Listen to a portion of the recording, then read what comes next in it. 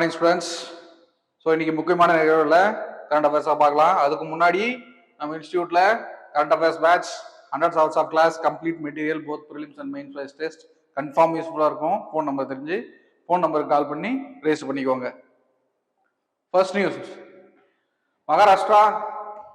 Maharashtra deputy CM Ajit Pawar 4 others killed in Baramati plane crash, foul play ruled out. ஆக்சுவலா news என்ன அப்படின்னா, மகாராஷ்டிராவோட deputy CM Ajit Pawar அவர் வந்து தன்னோட ஓன் கான்ஸ்டுவன்சிக்கு மேல ஃபிளைட்ல போயிட்டு இருக்கக்குள்ள என்ன ஆச்சு, ஆக்சிடென்ட், கிராஷ்.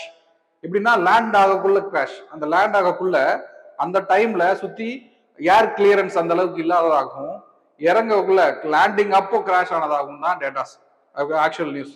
ஸோ இந்த கிராஷ்ல டெபுட்டி சிஎம், அவரோட security personal, pilot, co pilot and flight attendant, டோட்டலா 5 members டெத் ஆயிருக்காங்க. ஸோ இது ஒரு சோகமான நியூஸ். அந்த நியூஸ்ல இருந்து நம்ம எக்ஸாம் ஓரியன்டா டெபுட்டி சிஎம் போஸ்ட் பத்தி படிக்கணும்.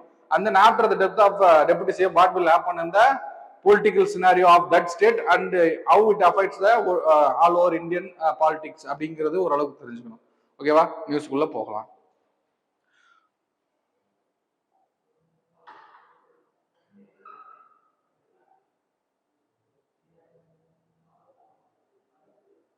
ஃபர்ஸ்ட், இந்த போஸ்ட் டெபுட்டி சிஎம் அது ஒரு கான்ஸ்டிடியூஷன் போஸ்ட் அல்ல. கான்ஸ்டிடியூஷன்ல எங்கேயுமே டெபுட்டி சிஎம் அப்படிங்கிற ஒரு போஸ்ட சொல்லவும் இல்லை, அதுக்கான ஆர்டிகல்ஸும் இல்லை.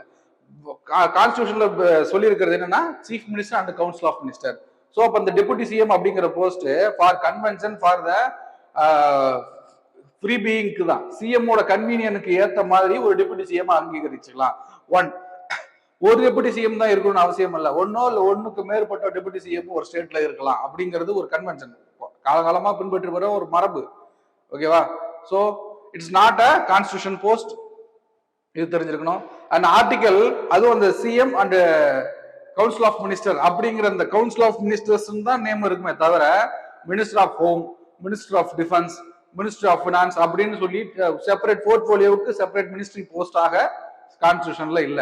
சோ கான்ஸ்டிடியூஷன்ல மென்ஷன் பண்ணிருக்கிறது அண்டர் ஆர்டிகல் 163 and 64ல கவுன்சில் ஆஃப் மினிஸ்டர் appointed by the governor and on the advice of chief minister. So the statement, the postings chief minister and council of minister, இந்த ரெண்டு போஸ்டிங் மட்டும் தான் கான்ஸ்டிடியூஷன்ல மென்ஷன் ஆயிருக்கு, அது தெரிஞ்சிருக்கணும்.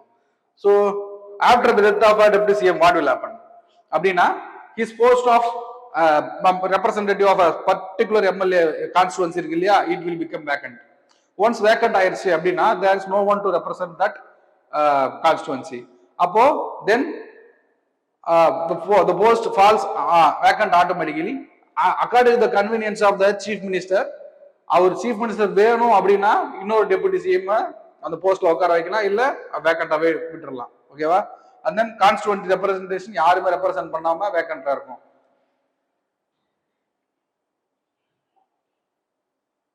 சோ அப்போ அந்த கான்ஸ்டிட்யூவன்சியை யார் ரெப்ரசன்ட் பண்றது? சோ இதுல ரெண்டு கண்டிஷன் இருக்கு. ஃபர்ஸ்ட் கண்டிஷன், தன்னோட சபையில ஸ்பீக்கர் என்ன பண்றாருன்னா, அவர் தான் லீடர் ஆஃப் த ஹவுஸ். அந்த speaker must notify to election commission of India that a particular constituency does not have any representative in the house அப்படின்னு சொல்லணும்.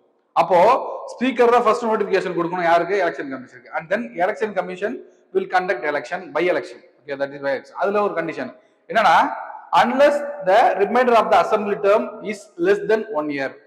so இப்ப பர்சன் வந்து இப்ப டெத்தா இருக்காரு அப்படின்னா, சோ அதுல இருந்து இந்த டேட்ல இருந்து வித்தின் 1 இயருக்குள்ள ஒட்டுமொத்த அசம்பிளியோட ஹோல் டென்யூர் ஃபார் எக்ஸாம்பிள் இப்ப 2021ல இருந்து 2026 வரைக்கும் ஒரு ஒரு அசம்பிளியோட ஒரு டைமிங் அப்படின்னா 5 வருஷம் தேர்ந்தெடுக்கப்பட்ட ஆட்சி. அப்போ 2025 மிட்ல இறந்திருந்தாங்க அப்படின்னா, 2025 மிட்ல இறந்திருந்தாங்கன்னா, அப்போ ஆக்சுவலா எலெக்ஷன் வச்சு பை எலெக்ஷன் வச்சு எடுக்கணும்ன்றது நிபந்தனை அல்ல. ஏன் அப்படின்னா 6 months வரைக்குமே ஒரு டேர்ம் இருக்கு. வித்தின் 6 months அந்த கான்ஸ்டிட்யூன்சியை ரெப்ரசென்ட் பண்றதுக்கு ஆளை எலெக்ட் பண்ணிடணும் அப்படிங்கிறது விதி. ஓகேவா, அது ஒரு பார்ட். அண்ட் தென் 1 இயர் வரைக்கும் 1 இயருக்குள்ள அந்த டேர்ம் இருந்துச்சுன்னா it is not necessary to get into by election. அப்ப அந்த அந்த ஒரு 8 மந்த்ஸ் தான் பேலன்ஸ் இருக்கு அந்த டோட்டல் அசம்பிளியோடதுன்னா எலெக்ஷன் நடத்தணும்ன்றது விதி இல்லை. ஓகேவா, அது தெரிஞ்சிருக்கும். அப்படி இல்லாட்டி எலெக்ஷன் கமிஷன் சர்டிஃபைட் டிஃபிகல்ட்டி இன் ஹோல்டிங் எலெக்ஷன். இந்த ரெண்டு சினாரியோல பை எலெக்ஷன் வைக்கணும்னு அவசியம் இல்லை. ஃபர்ஸ்ட் சினாரியோ அசம்பிளியோட டேர்ம் முடியவே இன்னும் 1 வருஷம் இருந்தா வைக்கணும்னு அவசியம் இல்லை. ரெண்டாவது, எலெக்ஷன் கமிஷன் டிஃபிகல்ட்டியா இருக்கு ஃபார் கண்டக்டிங் எலெக்ஷன் அப்படின்னு சொல்லி வைக்கணும். எந்த மாதிரி சினாரியோல டிஃபிகல்ட்டியா இருக்கலாம்? ஃபர்ஸ்ட், ஒரு இன்சர்ஜென்சி அங்க இருந்தா வைக்கலாம். இல்ல சப்போஸ் ஒரு நேஷனல் கலாமிட்டி ரொம்ப பெருசா நடந்துட்டு இருக்கு அப்படின்னா வைக்கலாம், நடத்தாம இருக்கலாம். ஸோ இதெல்லாம் சினாரியோ. ஓகேவா, ஆர்டர் புரிஞ்சுக்கணும். ஸ்பீக்கர் தான் எலெக்ஷன் கமிஷன் நோட்டிஃபை பண்ணுவாரு. And election commission depending upon these 2 different scenario it will conduct election or நாட்னு அவங்க தான் டிசைட் பண்ணுவாங்க. ஓகேவா, பட் கான்ஸ்டிடியூஷன்ல it is mentioned within 6 months election should be conducted for the unrepresented constituency அப்படிங்கிறது இருக்கு. And then second news, President Murmu addresses Parliament, asserts government works with a full sensitivity for all communities. ஆக்சுவலா என்ன அப்படின்னா, ஒரு rule இருக்கு, கான்ஸ்டிடுவன்சில ஒரு separate ஆர்டிகலே இருக்கு. Every year first கூட்டமைப்பும் இல்ல எந்த எலெக்டட் அசம்பிளியோட இல்ல எலெக்டட் பார்லிமெண்டோட ஃபர்ஸ்ட் செஷனையும் பிரசிடென்ட் வந்து ஸ்பீச் கொடுத்து வகுப்பாங்க. இது ஆக்சுவல் இருக்கும். ஓகேவா, ஸோ அப்படிப்பட்ட ஒரு ஸ்பீச்ல நம்ம பிரசிடென்ட் கோட் பண்ணது ஒரு சில ஸ்கீம்ஸ், ஒரு சில அச்சீவ்மெண்ட்ஸ், நம்மளோட டிஃபென்ஸுக்காக நம்ம பண்ண ஆபரேஷன்ஸ் எல்லாத்தையும் நோட் பண்ணிருக்காங்க. ஸோ நம்ம கான்ஸ்டிடுவன்ஷியாலிட்டி ஆஃப் பிரசிடென்ட் ஸ்பீச் பார்க்கணும். அண்ட் தென் என்னெல்லாம் ஸ்கீம்ஸ் பத்தி பெருமையா சொல்லியிருக்காங்களோ அதையும் நம்ம படிக்கணும். First, government commitment. So running government, அப்புறம் ஃபோர் கமிங் வரப்போற ரன்னிங் கவர்மெண்ட் என்னன்னா எல்லா கம்யூனிட்டிஸையும் இம்பைட் பண்ணி இன்க்ளூஷனோட சரியா கவர்மெண்ட் நடக்குது அப்படின்ற ஸ்டேட்மெண்ட் கொடுத்துருப்பாங்க. ஓகேவா, and then pan India ideology. So இதுக்கு separate leaders, some of the national leaders quote பண்ணிருப்பாங்க. அந்த லீடர்ஸ் யாருன்னா காந்தி, நேரு, அம்பேத்கர், பட்டேல், ஜெயபிரகாஷ் நாராயணன், லோகியா, வாஜ்பாய், இந்த மாதிரியான நேஷனல் லீடர்ஸை கோட் பண்ணி தன்னோட ஸ்பீச்சை வெளிப்படுத்திருக்காங்க. ஓகேவா, key highlight points mention the social security expansion. The coverage increased from 25 crore citizens in 2014 to 95 crore currently. So massive increase. Social security, here the term includes the insurance and security status for a citizen. ஒரு citizen எப்ப செக்யூரா இருப்பாங்க? கரெக்டான work, சுத்தி வந்து பாதுகாப்பா இருந்தாங்கன்னா secure. அப்போ அவங்க இன்சூரன்ஸ் பாலிசி அந்த மாதிரியான தன்னோட வேலைக்கும் தன்னோட ஹெல்த்துக்கும் தன்னோட என்விரான்மெண்ட்டுக்கும் சுத்தி ஒரு பாதுகாப்பு கூட்டமைப்போட இருக்காங்க அப்படிங்கிறத வெளிப்படுத்துறது அந்த சோசியல் செக்யூரிட்டி எக்ஸ்பேன்ஷன். ஓகேவா, ஒர்க்குக்கு இன்கமுக்கு எந்த ஒரு எல்லா பாதுகாப்பும் இருக்கிற மாதிரியான பர்சன்டேஜ் 25 crore இருந்து 95 crore இன்க்ரீஸ் ஆயிருக்கு நம்பர்ஸ். ஓகேவா, அண்ட் தென் பிபிஜி ராம்ஜி நரேகாவோட updated version which include technological update and then skilled people employment. ஓகேவா, இதெல்லாம் மென்ஷன் இன்க்ளூட் பண்ணது அந்த விபிஜி ராம்ஜி. ஒன்ஸ் இந்த வேர்டு கிளைம் சொல்லக்குள்ள there is a disruption in among the peoples, among the electors, representatives. ஓகேவா, அது தெரிஞ்சுக்கணும். So we have to study about Viksit Bharat, Grameen, Ramji, Rozgar, அதை பத்தி தெரிஞ்சுக்கணும். ஓகேவா, and India European union FTA அப்படிங்கிறது மதர் ஆஃப் ஆல் டீல்ஸ் அப்படின்னு சொல்லி எக்ஸ்பிளைன் பண்ணிருப்பாங்க பாஸ்ட் 2 days பேக். நேத்து கால்டாபஸ்ல இருந்துச்சு. So we are going to export much of the product to European Union without any tariff. So அந்த டீலை பத்தி நம்ம அதிகமாக படிக்கணும். ஸோ ஆல்ரெடி நடத்திருக்கு பாருங்க. Operation Sindoor, defensive attack against Pakistan. ஓகேவா, ஸோ அதையும் தெரிஞ்சிருக்கணும். Constitutional framework regarding the speech of president in the parliament. Okay, it is conditioned in Article 87. Okay, it is a constitutional mandate to give president must give speech in first session of every year and first session of the elected year. Okay, and then joint செஷன்ல conduct பண்ணணும். So the members from both Lok Sabha and Rajya Sabha must present and attend the speech. ஓகேவா? அந்த motion of thanks after the speech முடிஞ்சதுக்கு அப்புறம் motion of thanks pass பண்ணணும். It must be passed. ஓகேவா? And then prepared by the அந்த speech இருக்கு இல்லையா, that speech must be prepared by council of ministers. ஓகேவா? அது கிவன் இன் ஆர்டிகல் 74. ஸோ எப்படி இதோட அப்படியே சேம் ஜெராக்ஸ் தான் ஸ்டேட் கவர்மெண்ட்லயும். ஸ்டேட் கவர்மெண்ட்ல கவர்னர் படிப்பாரு, council of minister, state council of minister ready பண்ணி கொடுக்குற ஸ்பீச்சை லைக் தட் இங்க பிரசிடென்ட் படிப்பாரு இங்க கவுன்சில் ஆஃப் மினிஸ்டர்ல. And then address is non justiciable. இது தெரிஞ்சிருக்கணும், non justiciable. If at all it is justiciable அப்படின்னா கோர்ட்டுக்கு முன்னாடி இந்த ஸ்பீச் சரியா தப்பா அப்படிங்கிறத நம்ம கோர்ட்டுக்கு முன்னாடி கொண்டு போகலாம். இது நான் ஜஸ்டிசபிள், கோர்ட்டுக்கு முன்னாடி கொண்டு போக முடியாது. ஓகேவா? அது தெரிஞ்சிருக்கணும். அதனால கவர்னர் ஸ்பீச்சை மிஸ் பண்ணி தமிழ்நாட்டுல இருந்து வெளியே போகல, அந்த அளவுக்கு ஜுடிஷியல் அப்ரோச் போகல. And then petitioners challenge SIR in Supreme Court, questions Election Commission data justification for nationwide exercise. So ஆக்சுவலாக எஸ்ஐஆர் பற்றி டெய்லி நியூஸ் கன்ஃபார்ம் எஸ்ஐஆர் பற்றி கண்டிப்பாக அந்த டைம் கொஷின் உண்டு வரப்போகிற மேலே எல்லா ஆங்கிளையும் படிச்சு வச்சிருக்கணும். ஸோ இன்னைக்கானது என்ன அப்படின்னா, கபில் சிபில் அப்படிங்கிற ஒரு ஒரு ஒரு அட்வொகேட், ஒரு ப்ரொனவுன்ஸ்ட் அட்வொகேட், அவர் வந்து ஒரு சினாரியோ சொல்றாரு. இந்த இப்போ எஸ்ஐஆர் ஸ்பெஷல் இன்டென்சிவ் ரிவிஷனுங்கிறது ஒரு அட்வான்ஸ்டு எலக்டோரல் அப்டேட். ஸோ இந்த மேண்டேட் வேணும் அப்படிங்கிறதுக்கான எந்த டேட்டாவுமே இல்லை அப்படின்னு சொல்லி ஃபர்ஸ்ட் வாதத்தை வைக்கிறார். ஸோ நம்ம எஸ்ஐஆருக்கும் சாதாரண ரோல் அப்டேட்டுக்கு எலக்டோரல் அப்டேட்டுக்கும் வித்தியாசம் தெரிஞ்சிருக்கணும். ஓகே, நியூஸ்குள்ள போகலாம். Kapil Sibal have asked the Supreme Court to examine whether the Election Commission provided any data demonstration. இங்க என்ன நோட் பண்றாங்கன்னா, டேட்டா டெமான்ஸ்ட்ரேஷன்னா, ஸோ பல்கா ஒரு 1000 to 2000 ஓட்டர்ஸ், அதாச்சும் டூப்ளிகேஷன் ஆஃப் ஓட்டர்ஸ் வந்து வெளியே தெரிஞ்சிருந்தா, ஸோ அந்த இந்தியா முழுக்க பரவி இந்த மாதிரி டூப்ளிகேஷன் ஆஃப் ஓட்டர்ஸ் இருக்கு, it is must to update the election roll, electoral roll அப்படிங்கிறது வெளியே தெரிஞ்சிருந்தா அது ஒரு சினாரியோ. அந்த சினாரியோல இருந்து எஸ்ஐஆரை கண்டக்ட் பண்ணலாம். ஸோ இந்த மாதிரி எந்த சிச்சுவேஷனுமே அரைஸ் ஆகல அப்படின்னு சொல்லி சொல்றாங்க. அப்போ அன்வான்டா இந்த எஸ்ஐஆர் நடத்திட்டு இருக்காங்கன்னு சொல்லி முன்வைக்கிறார் வாதத்தை.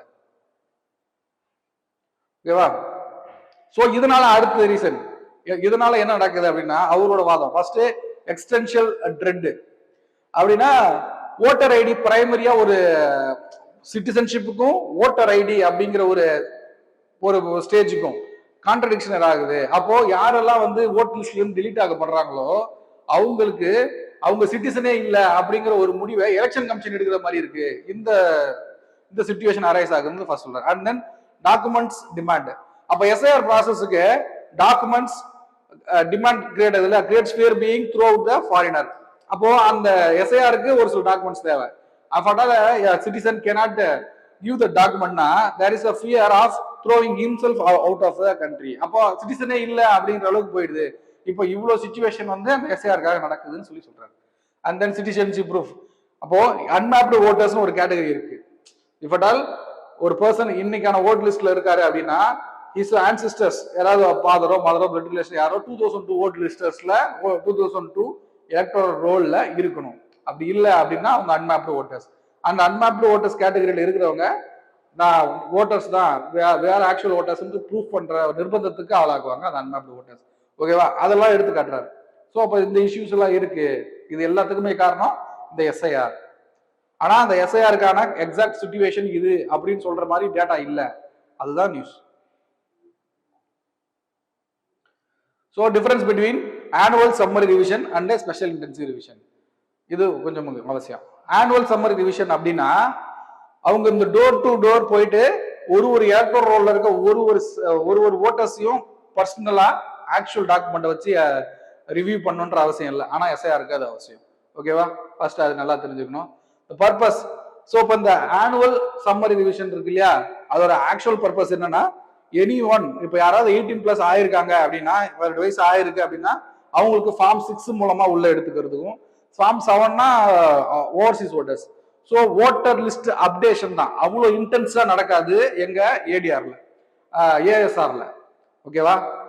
few features based largely on existing role frequency every year.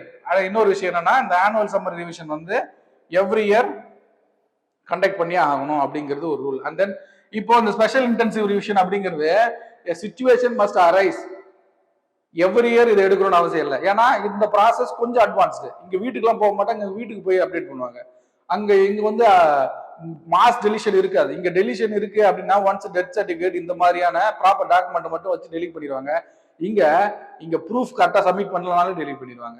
Once delete பண்ணுவாங்க, இல்லைன்னா அன்மேப்டு ஓட்டர்ஸ் இல்ல டிஸ்கிரிபன்சி ஓட்டர்ஸ் லிஸ்ட்ல எடுத்து வச்சிருவாங்க. அந்த சிட்டிசன் மஸ்ட் லயபிள் தட் இந்த ஓட்டர்ஸ் லிஸ்ட்ல இருக்காங்க இல்லையா, டிஸ்கிரிபன்சியோ அந்த அன்மேப்டு ஓட்டர்ஸோ, they are liable to proof that அது யார் ஆக்சுவல் ஓட்டர்ஸ் லிஸ்ட்ல இருக்கிறவங்க அப்படின்னு சொல்லி ப்ரூவ் பண்ணணும். ஓகேவா? அப்ப இதை விட கொஞ்சம் அட்வான்ஸ்ட் அண்ட் கொஞ்சம் இன்டென்ஸ்டு.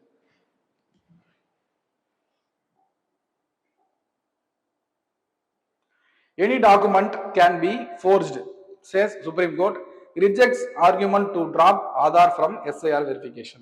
So last newsல தான் பார்த்தோம், இந்த SIR verificationக்கு we are liable to give some of the document. A single document, ஒரு டாக்குமெண்ட் கரெக்டா கொடுத்தா போதும். ஸோ அந்த டாக்குமெண்ட் லிஸ்ட்ல இட் இஸ் தேர் என்னன்னா ஆதார் கார்டு வைக்கலாம் அப்படிங்கிற ஒரு ஆப்ஷன் இருக்கு. அப்போ இப்ப இந்த சுப்ரீம் கோர்ட்ல வச்ச வாதத்துக்கு சுப்ரீம் கோர்ட் ஒன்று ரிப்ளை என்னன்னா, என்ன முதல்ல வைக்கிறாங்க அப்படின்னா, ஆதார் கார்டு வைக்கலாம் கொடுக்கலாம்னு சொல்லியிருக்கு.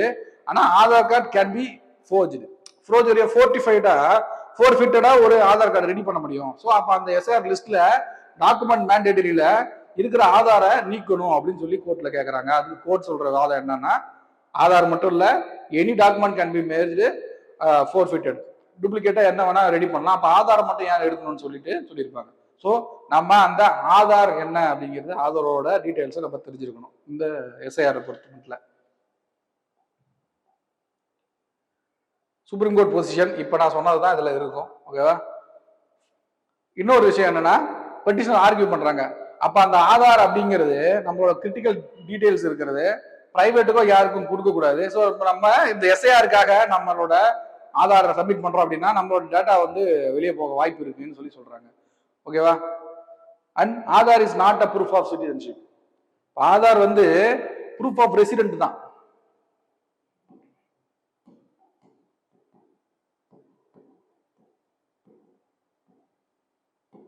Proof of residence and it is not the proof of citizenship.